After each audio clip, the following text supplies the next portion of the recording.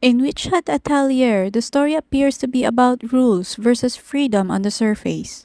The Day of the Pact is the foundational historical event that reshaped how magic works in the world. It refers to the moment when a powerful group of witches, later known as the Pointed Hat Witches, established a new global order for magic use. So what happened on the Day of the Pact? On that day, the Pointed Hat Witches restricted who could use magic. Only selected individuals could retain knowledge of magic and become official witches. They erased the memory of magic from most people. They also outlawed large categories of magic, especially dangerous or body-altering spells like transformation, mind control, teleportation, and healing magic on bodies. They also created a governing system that witches became a regulated group under the assembly, and magic was tightly controlled. Why it matters in the story? The Day of the Pact is why the world of Coco's time. Most people don't even know magic exists anymore. Witches are a small, hidden professional class, and a major divided form between pointed hats and the brimmed hats. The pointed hats are the law-abiding witches under the pact, while the brimmed hats are those who rejected the pact and used forbidden magic. In simple terms, it's basically the moment when magic stopped being something everyone knew and became a heavily controlled secret system reserved for a few. The Knight Moralis serve as the enforcers of the Day of the Pact in Witch Hat Atelier. Their role is to protect the laws created during the Day of the Pact by keeping magic secret from ordinary people, hunting forbidden magic users, and erasing memories when someone learns or uses forbidden magic.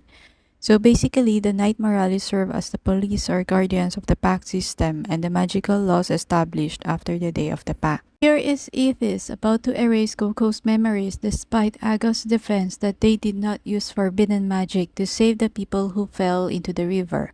And here is Galga about to erase Dagda's memories after tracking him down for having spell written on his chest, which is considered as forbidden. Because Coco learned magic illegally and accidentally used forbidden magic on her mother, she technically becomes the kind of person the Day of the Pact was created to prevent.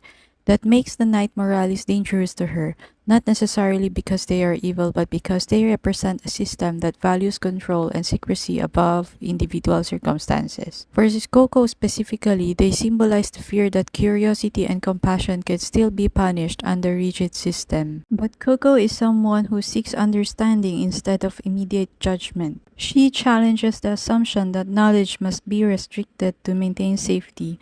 She also challenges the idea that dangerous information must remain hidden permanently, and also challenges the belief that mistakes must be erased instead of understood.